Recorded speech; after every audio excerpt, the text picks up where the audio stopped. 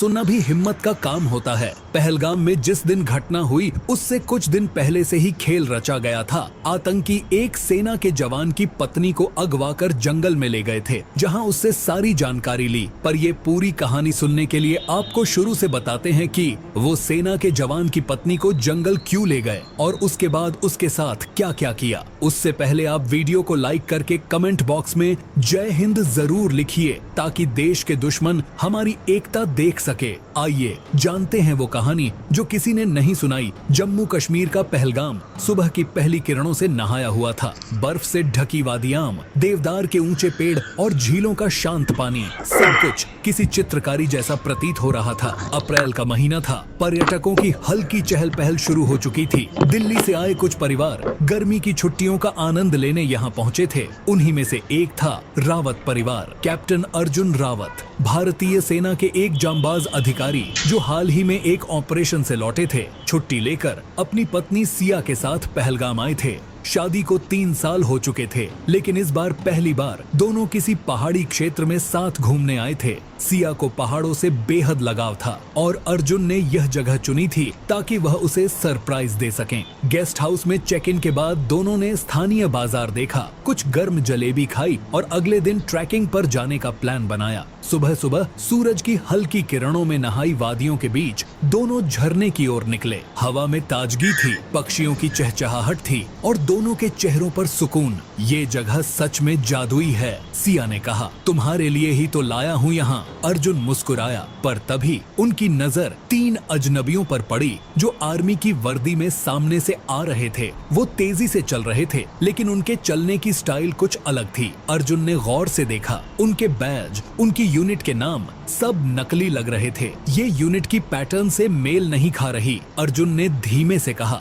सिया ने चौंक कर पूछा, क्या मतलब? ये असली आर्मी वाले नहीं हैं। मुझे शक हो रहा है, चलो यहाँ से। पर इससे पहले कि अर्जुन कुछ और कर पाते, एक ने पीछे से आकर उन्हें काबू में कर लिया। अर्जुन को एक झटके में बेहोश कर दिया गया और सिया को घसीटते हुए जंगल की ओर ले जाने लगे। घना जंगल, झींगुरों की आवाज और तेज ठंडी हवा, चारों तरफ घना अंधेरा और नमी से भरी जमीन। सिया को होश आया तो उसने खुद को एक जीप के पिछले हिस्से में रस्सियों से बंधा पाया। उसके सिर में तेज दर्द था और शरीर सुन्न हो चुका था। चारों ओर धुंध छाई हुई थी और पेड़ों के बीच से छन कर आती हल्की रोशनी किसी डरावने सपने जैसी लग रही थी। उसके सामने वही 3 नकली सैनिक थे, अब बिना नकाब के। उनकी आंखों में वहशत थी और चेहरे पर वह ठंडापन जो किसी इंसान में नहीं, सिर्फ दरिंदों में होता है। जीप के पास आग जलाई गई थी और वहीं बैठकर वे कुछ खा रहे थे। हमें बताओ, पहलगाम में कितने लोग हैं? कौन कौन आया है? एक ने सिगरेट के कश लेते हुए पूछा। सिया ने कुछ नहीं कहा।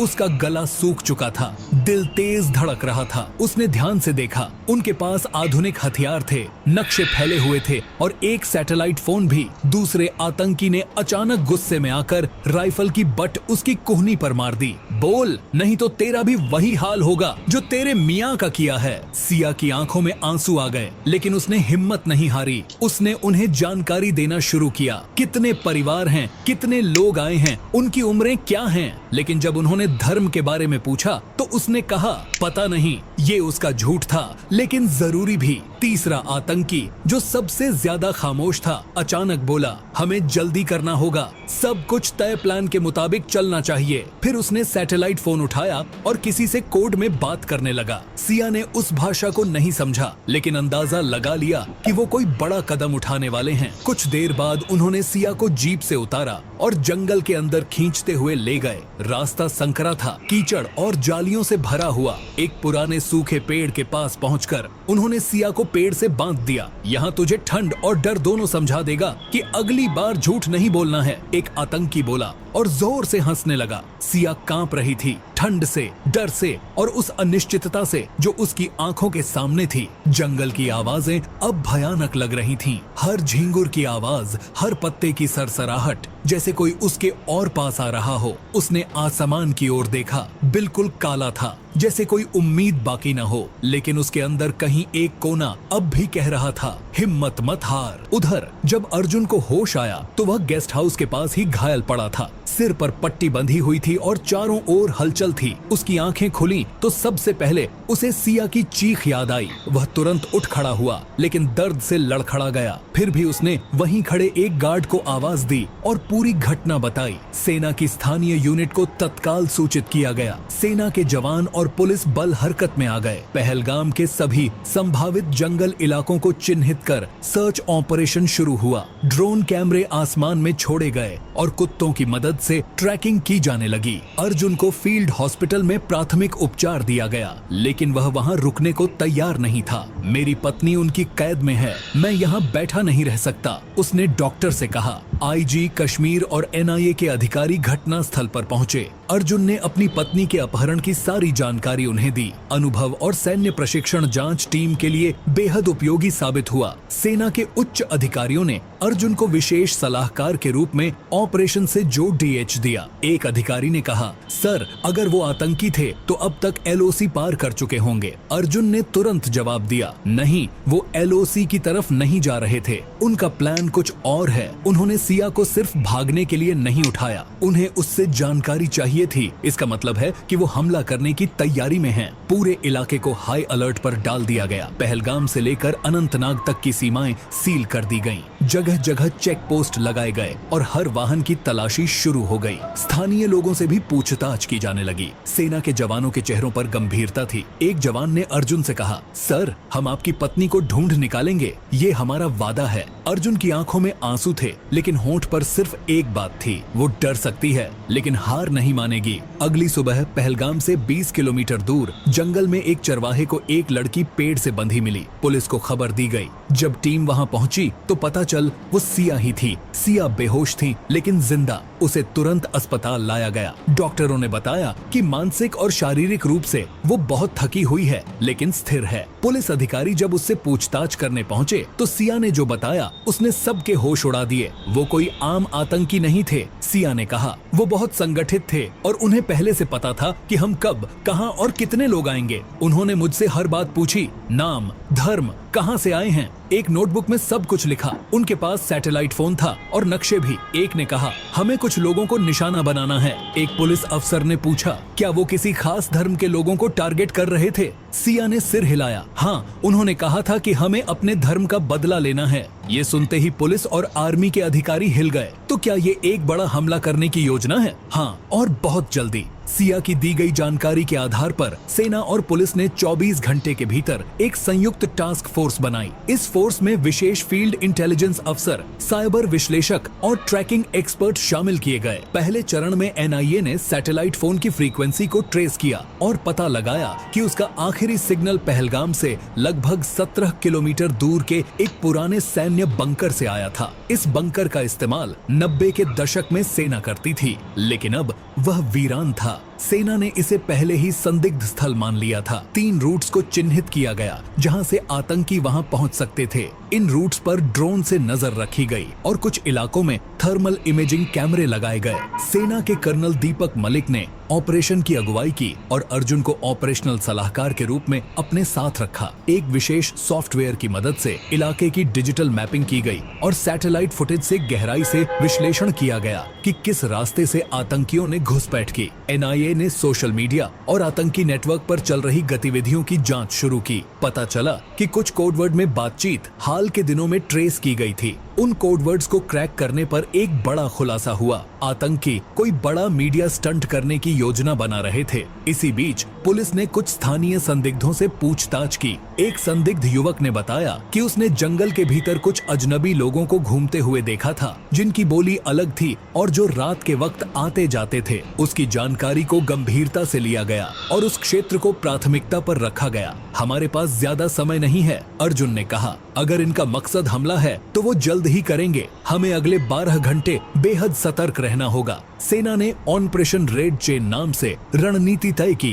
इसमें 3 यूनिट्स बनाई गईं, एक टोही, एक हमलावर और एक बैकअप। संचार पूरी तरह कोडित रखा गया और पहलगाम से बाहर सभी रास्ते बंद कर दिए गए। अब खेल चालों का था और हर कदम सोच समझकर उठाना जरूरी था। एक भी चूक पूरे मिशन को खतरे में डाल सकती थी। सेना और पुलिस ने 24 घंटे में एक विशेष टास्क फोर्स बनाई। सैटेलाइट फुटेज खंगाली गई। पहलगाम के सारे एंट्री एग्जिट पॉइंट सील कर दिए गए। एनआईए को उस सैटेलाइट फोन की फ्रीक्वेंसी मिल गई जो आतंकियों के पास था। लोकेशन ट्रेस की गई। वो अभी भी जंगलों में ही छिपे थे, शायद किसी गुफा या पुराने बंकर में। हमारे पास ज्यादा समय नहीं है, अर्जुन ने कहा। अगर इनका मकसद हमला है तो वो जल्द ही करेंगे। जांच से पता चला कि ये आतंकी लश्कर-ए-हक नाम के नए संगठन से थे जो भारत में सांप्रदायिक तनाव फैलाना चाहता था। उनका मकसद था एक फेक वीडियो बनाना जिसमें दिखाया जाए कि सेना ने स्थानीय लोगों पर अत्याचार किया और उसी बहाने से असली हमला करना। वो वीडियो किसके लिए था? विदेशी मीडिया के लिए। एनआईए अफसर बोला,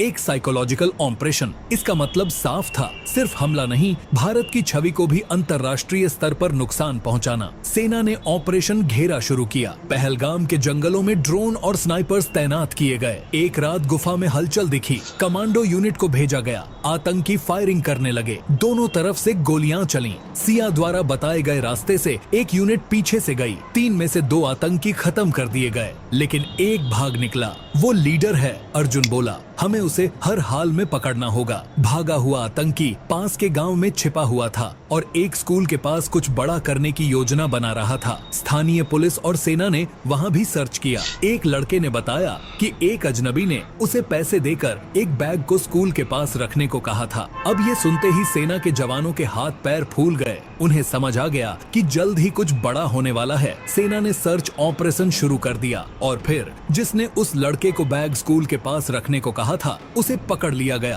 पूछताछ में उसने बताया, हम सिर्फ 3 नहीं थे, एक और ग्रुप एलओसी से आने वाला है। सेना ने एलओसी के पास हाई अलर्ट जारी कर दिया और इससे पहले कि एक और ग्रुप आता, सेना ने उनके हौसले सभी रास्ते सील करके तोड़ दिए। अब अर्जुन कुछ दिन बाद होने वाली घटना से अनजान था। अर्जुन ने कहा, सिया ने न सिर्फ मेरी जान बचाई बल्कि देश को एक बड़ा हमला झेलने से अभी के लिए तो बचा लिया है, लेकिन इन सब के बावजूद सिया के अंदर कुछ टूट गया था। अस्पताल से लौटने के बाद वह चुपचाप रहने लगी। उसके सपनों में अब भी वो जंगल, वो चीखें और वो बांधने की रस्सियां लौट आती। कभी कभी वह रातों को चीखते हुए उठ जाती। अर्जुन उसे थामता लेकिन कुछ कह नहीं पाता। एक मनोचिकित्सक की मदद ली गई और धीरे धीरे सिया ने खुद को लिखने में लगाया। वह डायरी में उन घटनाओं को दर्ज करने लगी। उसने लिखा, जब आपके सामने मौत खड़ी हो और फिर भी आप सोचें कि मैं कुछ कर सकती हूँ, वही पल असली जिंदगी होता है। पर अब जब भी वो पहलगाम का नाम सुनती है तो उसकी आंखें